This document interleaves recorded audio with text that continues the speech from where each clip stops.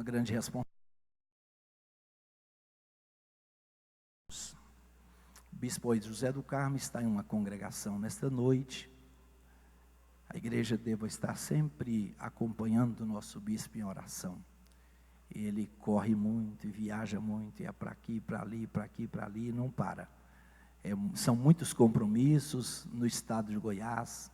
Os irmãos sabem que todos os campos de Goiás, que são em torno de 67 campos, todos querem a presença do presidente da convenção em seus devidos trabalhos. E além de atender a convenção do estado de Goiás, ele atende o campo de Campinas, que tem em torno de 440 filiais ligadas aqui neste campo de trabalho. Cooperação que os irmãos sempre cooperam na obra de Deus, saiba você, que é sempre usada para a expansão da obra do Senhor. Constantemente, essa é a nossa luta constante. Irmãos chegar e, pastor, nós somos 100, somos 120 lá, preciso comprar o lote, preciso construir o templo. E aí vai comprando, e às vezes os carnês vão aumentando.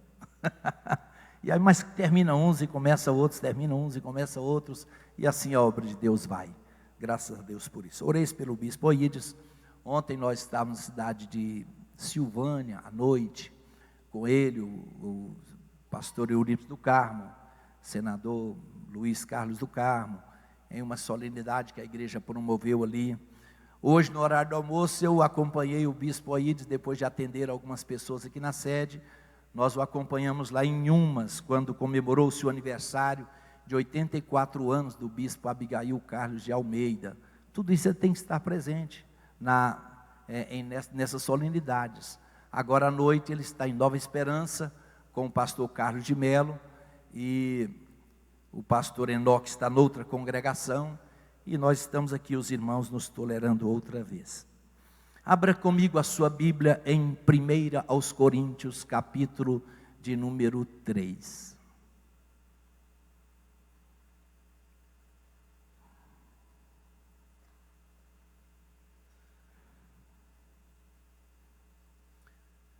Primeira aos Coríntios, capítulo 3. Nós vamos ler a partir do versículo 9.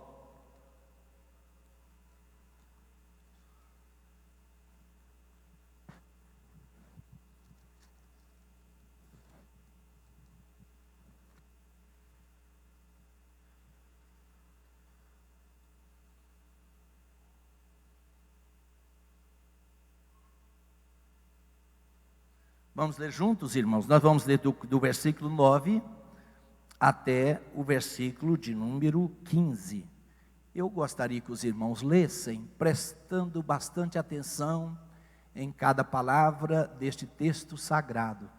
Nós vamos falar exatamente sobre esse assunto deste texto. Vamos ler juntos? Porque nós somos cooperadores de Deus, vós sois lavoura de Deus e edifício de Deus. Segundo a graça de Deus que me foi dada, pus eu, como sábio arquiteto, o fundamento, e outro edifica sobre ele, mas veja cada um como edifica sobre ele. Porque ninguém pode pôr outro fundamento, além do que já está posto, o qual é Jesus Cristo. E se alguém sobre este fundamento formar um edifício de ouro, prata, pedras preciosas, madeira, feno, palha, a obra de cada um se manifestará. Na verdade, o dia a declarará, porque pelo fogo será descoberta, e o fogo provará qual seja a obra de cada um. Se a obra que alguém edificou nesta parte permanecer, esse receberá galardão. Se a obra de alguém se queimar, sofrerá detrimento, mas o tal será salvo, todavia como pelo fogo. Falei até o 15? É isso mesmo? Amém, irmãos?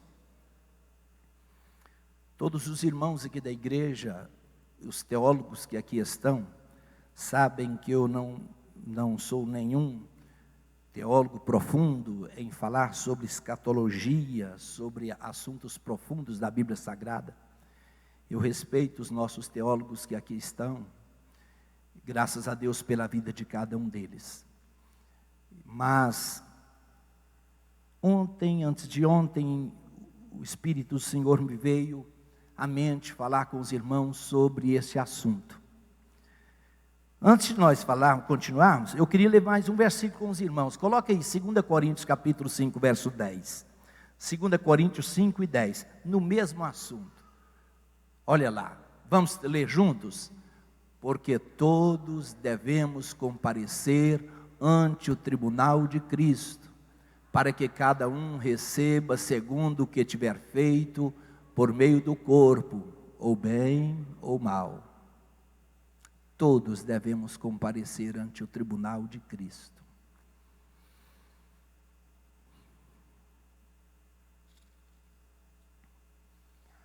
A igreja de Deus, que é militante aqui na terra, desde o dia em que nós nos aliançamos com o Senhor, nós assentamos em nosso coração servir a Deus e caminhar com esse exército aqui na terra.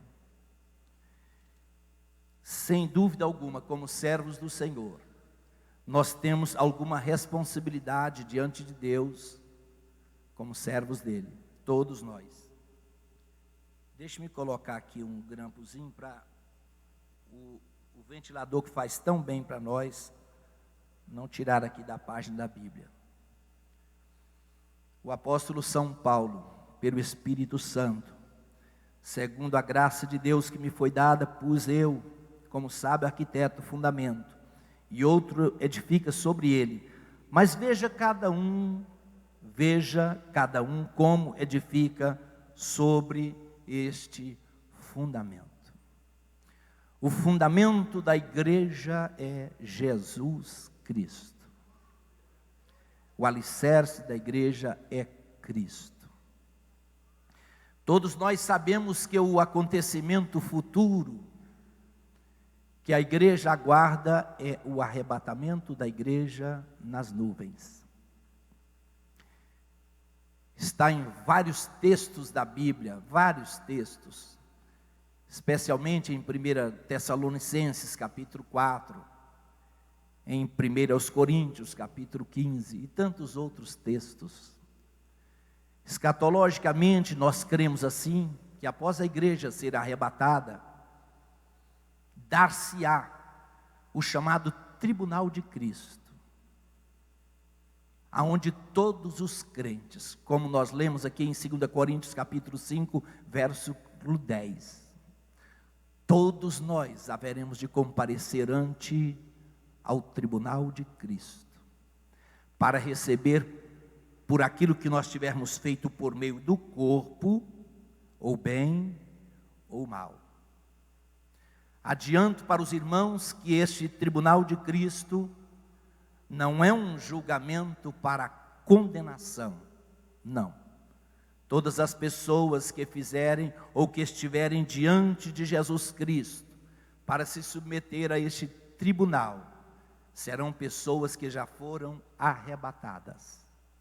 Após o arrebatamento da igreja, a Bíblia não diz o local exato, aonde vai acontecer o chamado tribunal de Cristo, aonde Jesus Cristo vai se assentar sobre o trono, e Ele vai reunir todos os santos de todos os lugares, de todos os tempos, de todas as tribos, línguas e nações, e nós daremos conta daquilo que tivermos feito por meio do corpo, como servos de Deus. Após o tribunal de Cristo, dar-se-á a chamada bodas do Cordeiro. Bodas do Cordeiro. Bodas do Cordeiro será em uma imensa sala, com certeza, em que Cristo reunirá os milhões e milhões de salvos, também, de todos os tempos, de todas as eras, todos os salvos reunirão ali. Quem sabe participaremos de uma ceia do Senhor ali, ou de surpresas que Ele tem preparado para o seu povo. Após o arrebatamento da igreja aqui na terra, vai acontecer a chamada grande tribulação. O homem do pecado, ou o anticristo, ou o iníquo, como a palavra de Deus o chama, a Bíblia diz que ele se revelará. E haverá um único governo aqui na terra, governo do mal. O certo é que, terminando esta grande tribulação e terminando esses eventos que eu acabei de falar, com Cristo e a sua igreja, Jesus descerá do céu com a sua igreja, e Ele pisará os pés sobre o Monte das Oliveiras, lá em Jerusalém. E Ele vai implantar o milênio dele aqui na terra. Antes que Ele implante o milênio dele, capítulo 25 de Mateus, a Bíblia diz que Ele vai reunir todas as nações da terra em volta de si, e haverá um julgamento dessas nações. Diz os mais entendidos que Jesus Cristo vai julgar as nações que estiveram do lado de Israel e aquelas que foram contra Israel. Quando Ele chamou Abraão lá atrás, Ele disse: abençoarei aqueles que te abençoarem, amaldiçoarei aqueles que te amaldiçoarem. Jesus Cristo, lá no capítulo 25 de Mateus, fala sobre esse julgamento das nações. Paulo, neste texto em que eu li, ele faz 3 retratos, ou ele mostra 3 retratos da igreja de Deus aqui na terra, dentro de uma metáfora, é lógico, dentro de uma comparação. Os primeiros versículos, ele traz o retrato da igreja como uma família. Como uma família.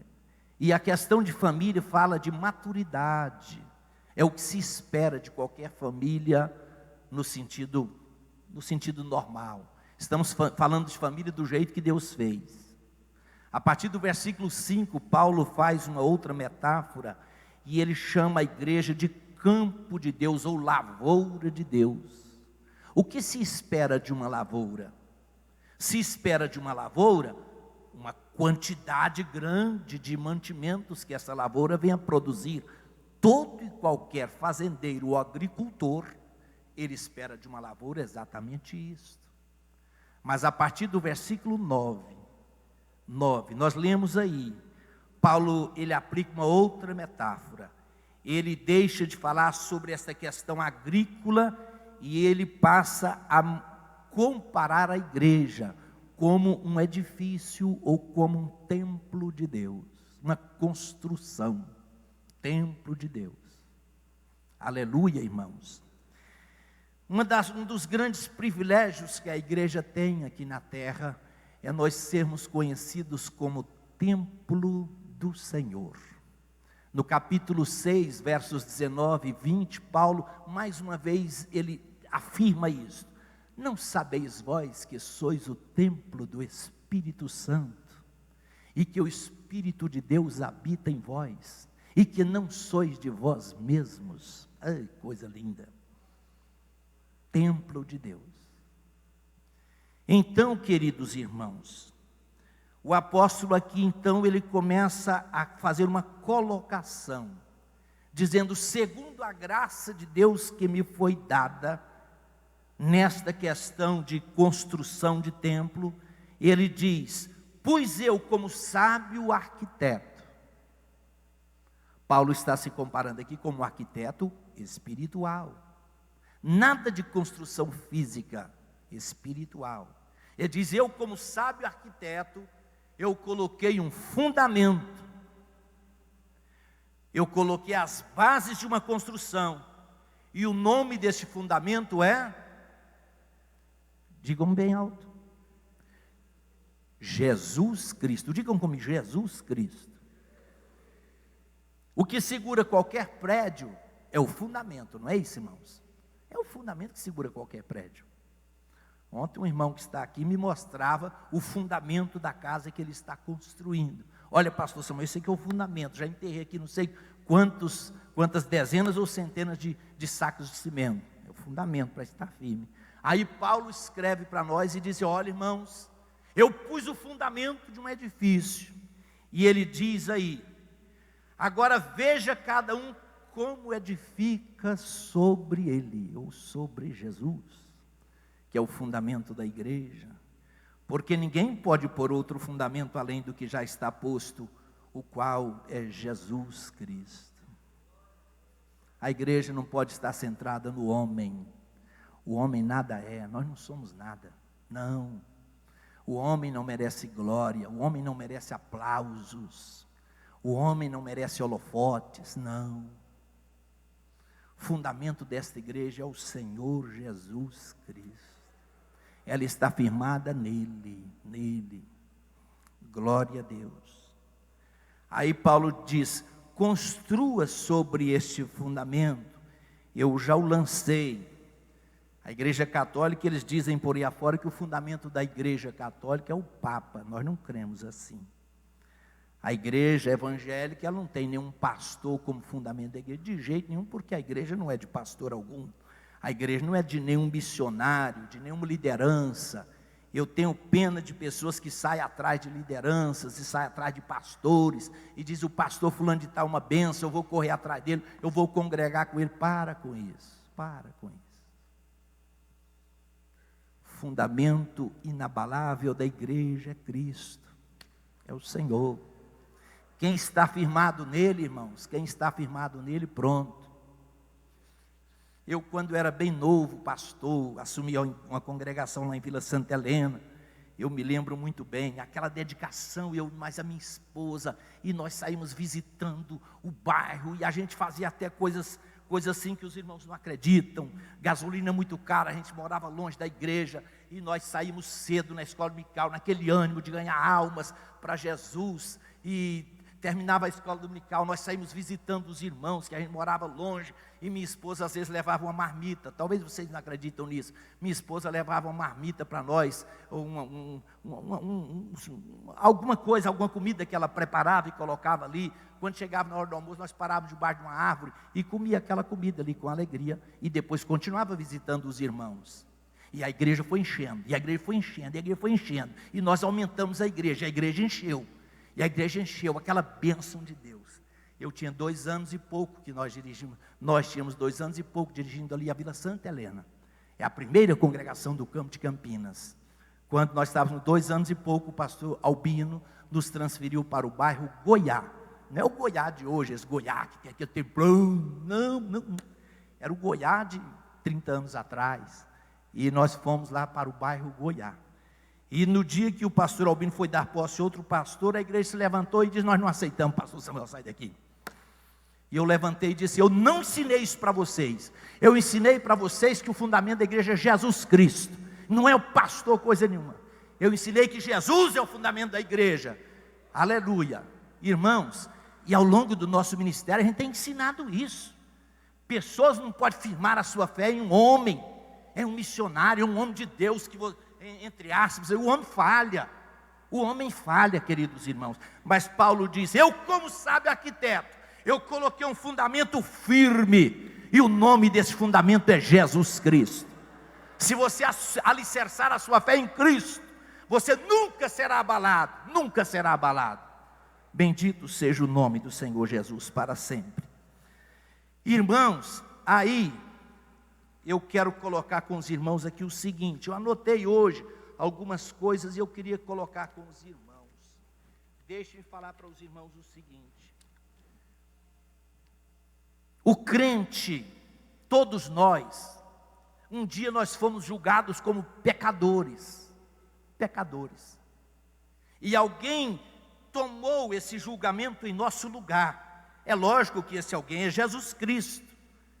Jesus Cristo, lá na cruz do Calvário, ele julgou o meu e o seu pecado que estava sobre ele. Lembram de Isaías capítulo 53? Lembram de Isaías capítulo 53? Hein? Quem pode citar Isaías 53 aí? Ele levou sobre si as nossas dores. Ele levou sobre si as nossas dores, e pelas suas pisaduras nós fomos sarados. aqueles sarados ali, é a chaga do pecado que Cristo tirou de nós. Ele pegou o seu pecado e o meu e disse: eu vou colocar sobre os meus ombros e eu vou carregá-lo. A Bíblia diz: ele se fez pecado por nós. Glória a Jesus. Glória a Jesus. Então o crente lá na cruz do Calvário, ele foi julgado naquele drama do Calvário. Ele foi julgado em Cristo como pecador. Lá em 2 Pedro capítulo 2, verso 24, se alguém está com a Bíblia aberta, leia por favor esse texto. 2 Pedro capítulo 2, verso 24.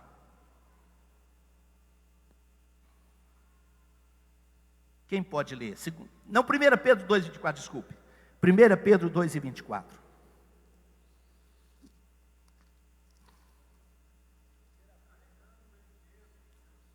Isso, esse texto aí.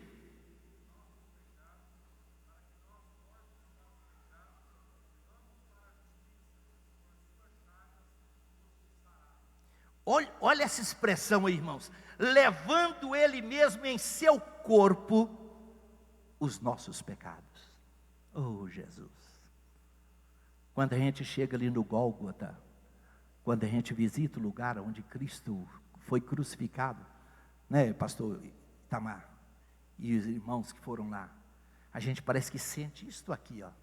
A gente sente isto aqui. Levando Ele mesmo em seu corpo os nossos pecados sobre o madeiro, para que, mortos para o pecado, pudéssemos viver para a justiça, e pelas suas feridas fostes sarados.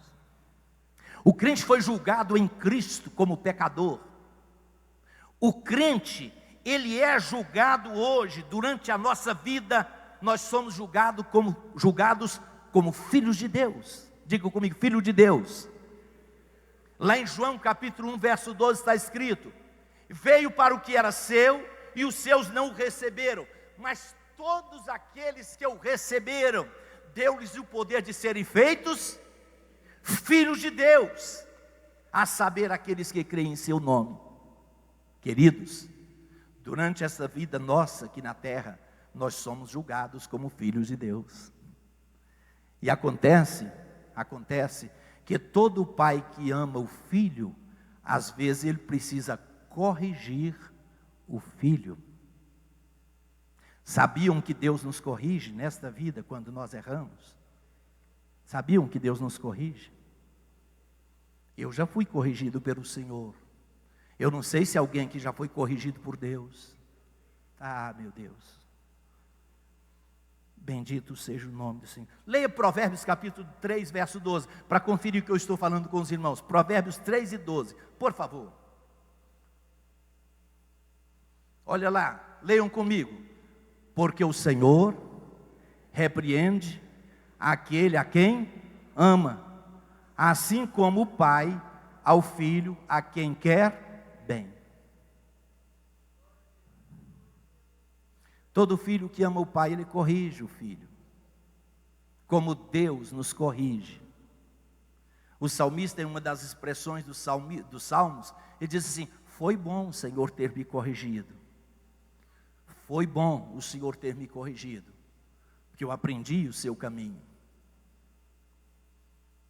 De quando em vez, quando nós começamos assim como filhos, a desobedecer a Deus, às vezes Deus nos chama e diz: vem cá, meu filho, deixe-me te corrigir, para que você não venha sair do caminho. Eu não quero te perder. Eu não quero te perder. Oh, glória a Deus. Coisa boa é as chibatadas de alguém que nos ama. Coisa boa é a correção de alguém que a gente sabe que nós somos alvos do amor de Deus. Glória a Deus. Mas o crente será julgado. Nesse julgamento que eu li aqui no capítulo 3 de 1 Coríntios, a partir do verso 9, o crente será julgado como servo de Deus. Diga comigo, fomos julgados como pecador? Somos julgados hoje como filhos? E um dia seremos julgados como servos. Oh, aleluia. Por que seremos julgados como servos? Isso aqui vem a questão da mordomia. Mordomia. O que é um mordomo? Mordomo é alguém que toma conta de um bem que não é seu. Que não é seu, não pertence a si próprio. A família que eu tenho, na verdade, ela é de Deus. Se eu tenho uma casa, essa casa é de Deus. Os meus dons, os meus dotes, eles pertencem ao Senhor também. O Senhor de quem eu sou e a quem eu sirvo. Glória a Deus.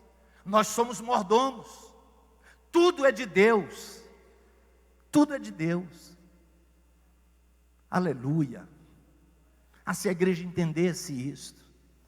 Paulo, em uma das expressões, ele diz: o Deus de quem eu sou e a quem eu sirvo. O Deus de quem eu sou e a quem eu sirvo, tudo é de Deus. Louvado seja o nome de Jesus. O crente será julgado um dia como servo. Nós lemos aí, porque todos haveremos de comparecer ante o tribunal de Cristo, para receber por aquilo que tivermos feito por meio do corpo, ou bem ou mal. Só colocando com os irmãos aqui alguns tipos de julgamento que a Bíblia nos dá conta. Por exemplo, o julgamento dos pecados do crente no Calvário. Nós falamos nisso agora. O julgamento dos pecados do crente no Calvário. Cristo tomou os nossos pecados em lugar nosso. Segundo, o auto-julgamento que os crentes fazem durante a nossa vida aqui na terra. Lembram quando Paulo, escrevendo sobre a ceia, ele diz assim: examine-se, pois, o homem a si mesmo, e assim, coma deste pão. Esse é um auto-julgamento que nós precisamos fazer, olhar para dentro de nós, é um olhar introspectivo, e saber como é que está a minha vida espiritual com Deus. Oh, Deus maravilhoso. Especialmente no momento da ceia, quando nós vamos participar da ceia do Senhor, porque, irmãos, a ceia é santa, a ceia é do Senhor. O que é que santifica a ceia? É a igreja reunida em nome de Jesus Cristo. Não pense os irmãos que esse ato que nós fazemos uma vez por mês aqui é um ato qualquer, é um ato comum. Não, senhores. Isso aqui representa para nós o corpo e o sangue de nosso Senhor e Salvador Jesus. É por isso que Paulo diz: examina-se, pois, o homem a si mesmo, e assim coma desse pão e beba deste cálice, para que alguém não venha comer do pão e do cálice indignamente, para servir para a condenação da própria pessoa.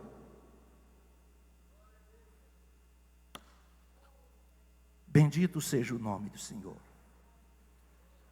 Terceiro julgamento que a Bíblia nos dá conta, o julgamento da obra do crente. Leia, por favor, Romanos capítulo 14, verso 10. É esse do tribunal de Cristo. Romanos 14, 10. Por gentileza, quem pode ler?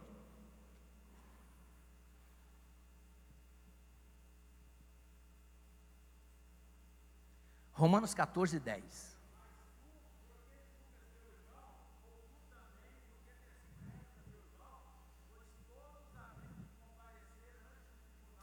Ah, meu Deus, é o que eu li, é o que nós falamos aí. Porque julgas teu irmão, ou porque desprezas tu teu irmão? Pois todos haveremos de comparecer ante o tribunal de Cristo. Oh, Jesus. Imagina os irmãos o dia em que a igreja estiver diante do seu Senhor, do nosso Cristo. Oh, louvado seja o nome de Jesus. As marcas de Jesus Cristo lá no Calvário, quem sabe, eu estou conjecturando aqui, quem sabe nós haveremos de contemplá-las. E Cristo olhar para nós e dizer, esse julgamento ele não será coletivo, será um julgamento individual. Todas as coisas nuas e patentes aos olhos daquele com quem haveremos de tratar um dia. Oh, Jesus maravilhoso. Eu posso enganar os irmãos, você pode nos enganar, mas aos olhos daquele que tem os olhos como chama de fogo, ninguém pode enganar. Ninguém. Bendito seja o nome de Jesus. Eu vou falar alguma coisa mais sobre isto. Mas outro julgamento que a Bíblia nos dá conta é o julgamento da pátria de Israel. Especialmente porque Israel, ao longo dos anos e até hoje, tem rejeitado a Jesus. Esse texto que eu citei agora mesmo, e veio para o que era seu, e os seus eles vão pagar caro.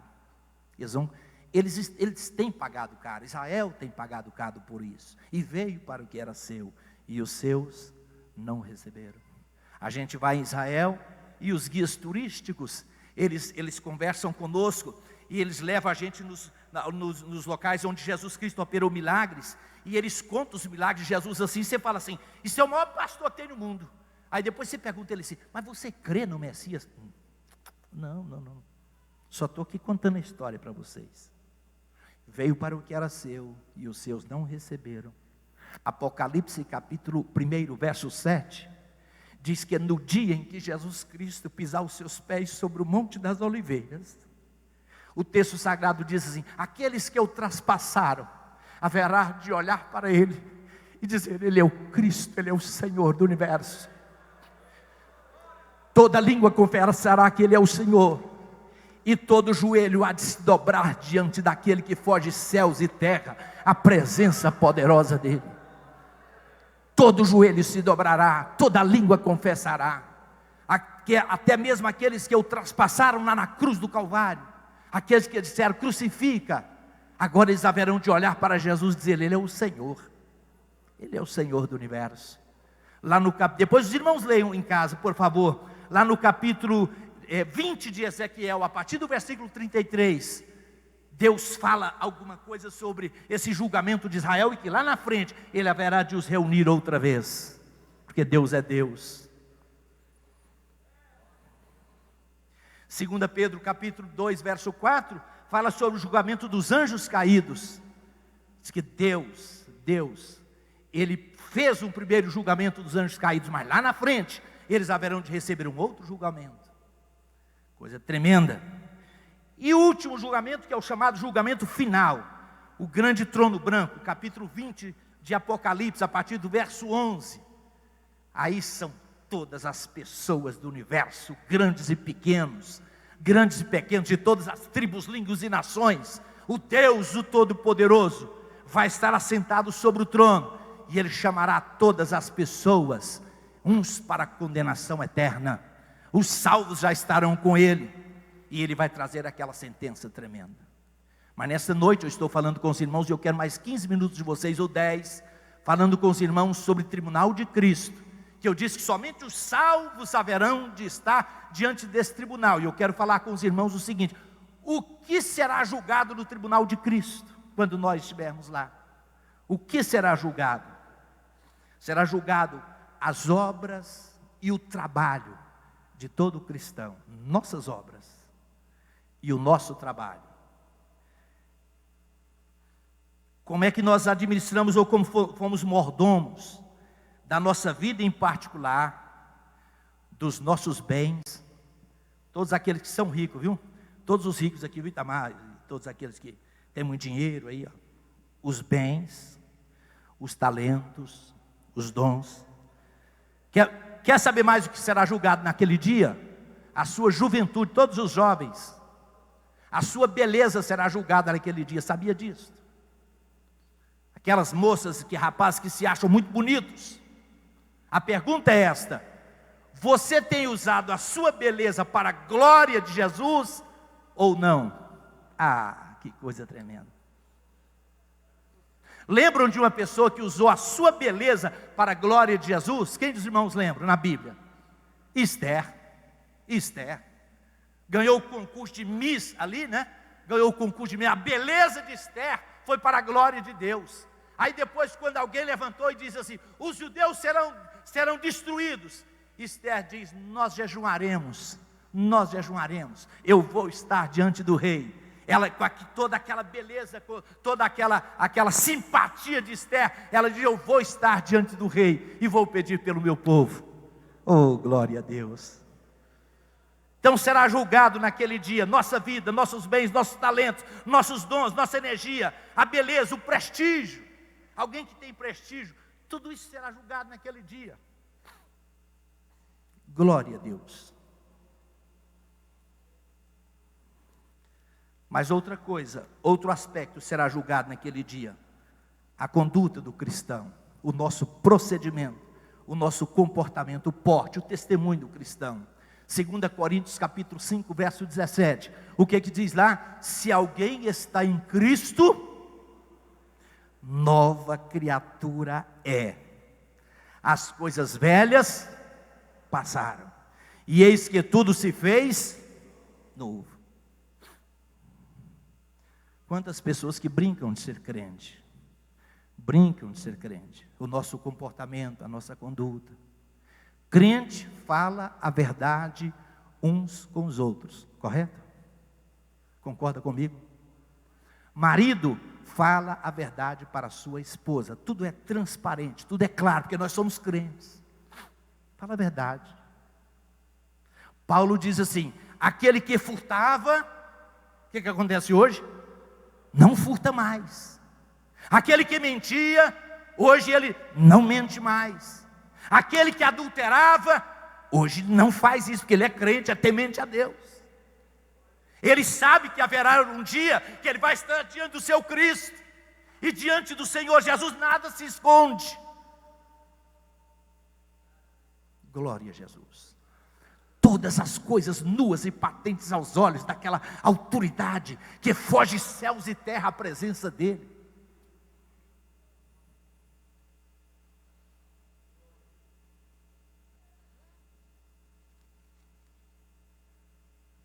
Será julgado naquele dia, irmãos, o tratamento que nós dispensamos ao próximo. Nós lemos alguma coisa nesse sentido ali. Romanos capítulo 14, verso 10. Eu quero que leiamos outra vez esse texto. Romanos 14, 10.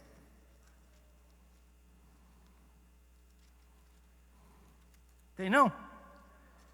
No telão? Pensei que vocês tinham dito que não tem não. Vamos ler juntos? Mas tu, porque julgas teu irmão? Ou tu também, por que desprezas teu irmão?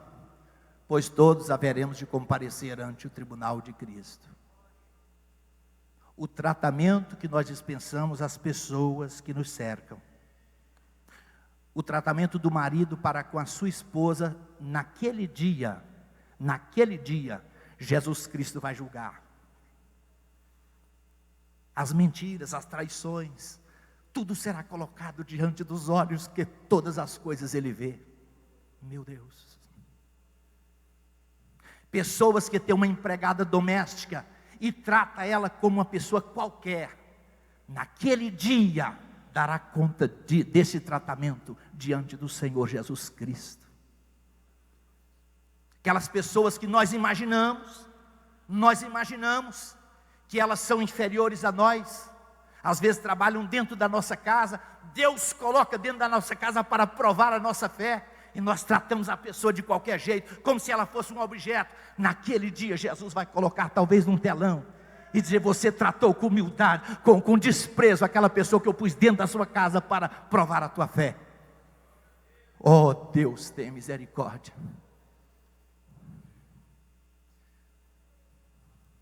Eu li de um pregador que alguém diz assim: morreu uma moça na cidade, e chamaram o pregador para ir lá fazer o culto fúnebre, e diz assim: olha, essa moça é digna de que o senhor vá lá, porque ela trata as pessoas inferiores a ela com muita dignidade. Aí o pastor perguntou assim: quem é que é inferior a ela? Existe? Por acaso existe alguém inferior a ela? Todos somos iguais. Deus não faz acepção de pessoas. Eu vejo quantos maridos que maltratam, machucam o coração das suas esposas. Aí o apóstolo São Pedro, escrevendo exatamente dentro desse assunto aqui, ele diz: você não sabe que quando você trata mal a sua companheira, as tuas orações são impedidas diante do Senhor dos Exércitos? A tua oração não chega nos céus? Você não sabia disso?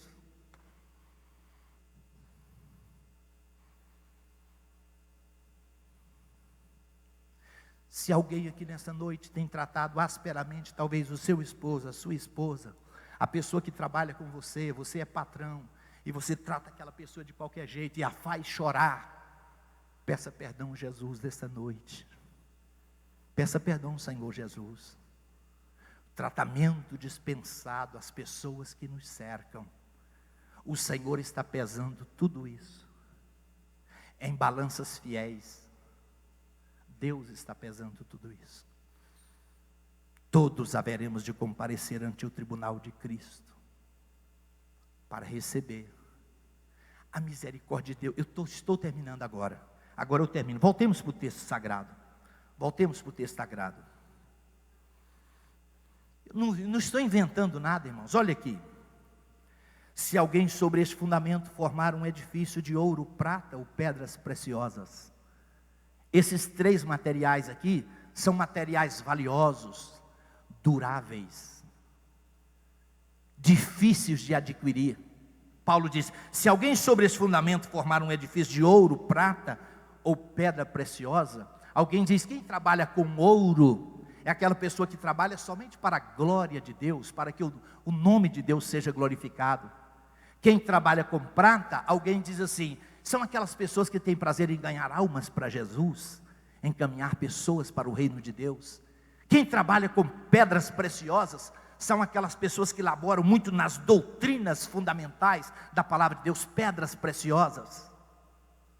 Mas o texto sagrado diz também, mas existem outras pessoas que trabalham com madeira, feno e palha. São aquelas pessoas que trabalham para aparecer, dizimam para aparecer. São aquelas pessoas que usurpam da glória que é de Deus para elas mesmas. Palha, madeira, feno. Aí o Paulo continua dizendo assim, se a obra de que cada um edificou nesta parte permanecer, esse receberá galardão. Queridos, no dia do tribunal de Cristo, haverá pessoas da igreja que serão tão honradas e tão galardoadas pelo Senhor Jesus, que nós vamos ficar assim boquiabertos. Talvez não seja pastor, talvez não seja pessoas que foram tão honradas aqui na terra, pessoas que talvez ninguém dava nada por elas aqui neste mundo, mas que elas souberam trabalhar com ouro, pedras preciosas e prata, e naquele dia haverão de receber honrarias do Todo-Poderoso, e nós haveremos de olhar e dizer, Senhor, e Ele olhará para nós e dizer, vai dizer para nós, eu conheço todas as coisas, eu vejo onde vocês não vê. Quando o profeta Samuel chegou na casa de Jessé para ungir o rei de Israel, e que Jessé apresentou os mais bonitos, os maiores, os mais importantes, Samuel diz, eu vou ungir esse aqui. O Espírito de Deus falou, não unja, você vê o que está exteriormente, eu vejo lá dentro o coração, eu conheço lá dentro a alma do homem. Oh Deus poderoso.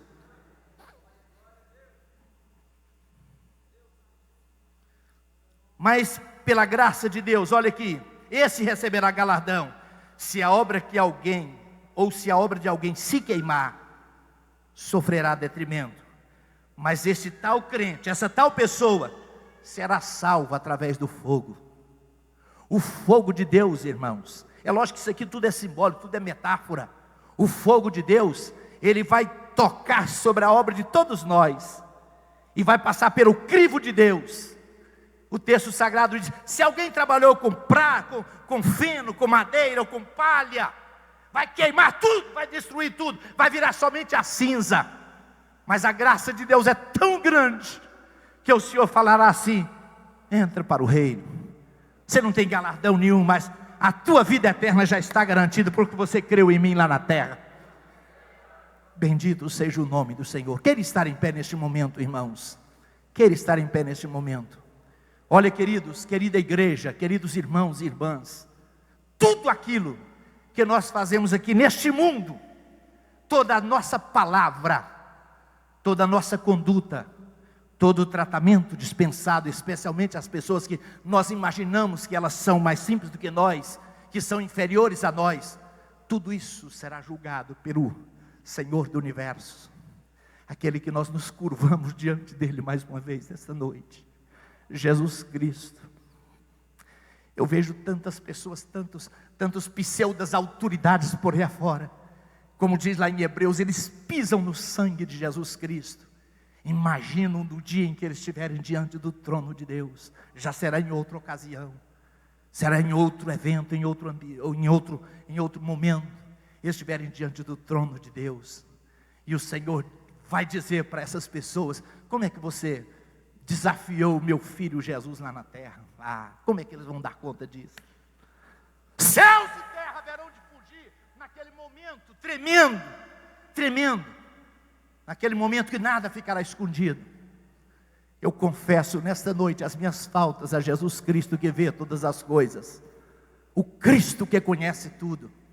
E se eu fosse com você, eu faria isso também. Todos nós, grandes e pequenos, haveremos de comparecer ante o tribunal de Cristo. Eu termino nesta noite dizendo: esposo, trate melhor a sua esposa, ame a sua esposa, para que o Senhor se agrade de ti. Mulher, trate melhor o seu marido, ame o seu marido, não o trate com palavras ásperas, para que o Senhor se agrade de ti. Pai, trate bem a sua filha, o seu filho, trate bem aquela pessoa que Deus colocou perto de você. Você acha que aquela pessoa é difícil? Muito mais difícil somos nós mesmos. Trate bem. Todos nós haveremos de comparecer ante o tribunal de Cristo. Curve a sua cabeça nesse momento.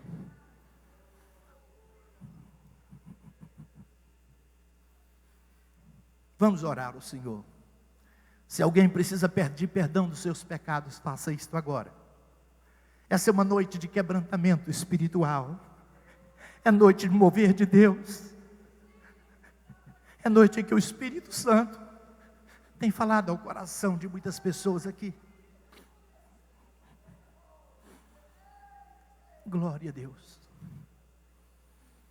Comece a orar. Maravilhoso Deus e eterno Pai, Deus da glória, diante do Senhor nós estamos, ó Deus, confessando a Ti as nossas faltas, as nossas imperfeições.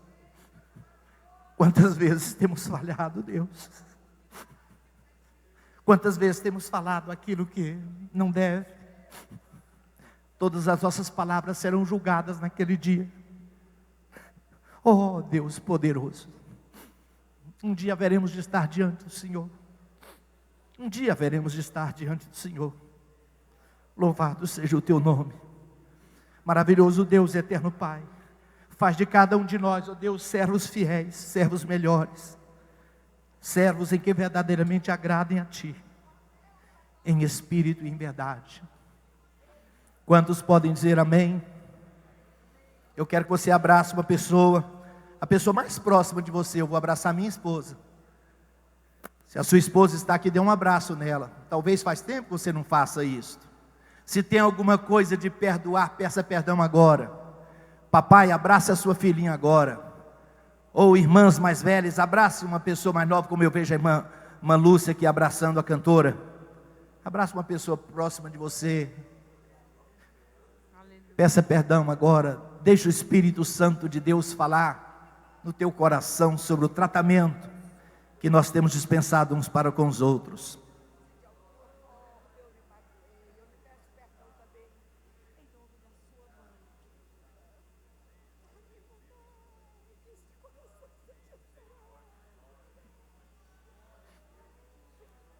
Abraça uns 2 ou 3, pelo menos, umas 2 ou 3 pessoas. Diga para ela que Jesus a ama. Jesus te ama, querido. Deus abençoe sua vida em nome de Jesus Cristo. Irmão Reinaldo, Deus abençoe sua vida em nome de Jesus. A graça de Deus revelada em Cristo Jesus, meu Senhor, ao mundo perdido é dada por Deus de infinito favor. Cante com graça. Graça, graça, a mim basta graça de Deus Jesus.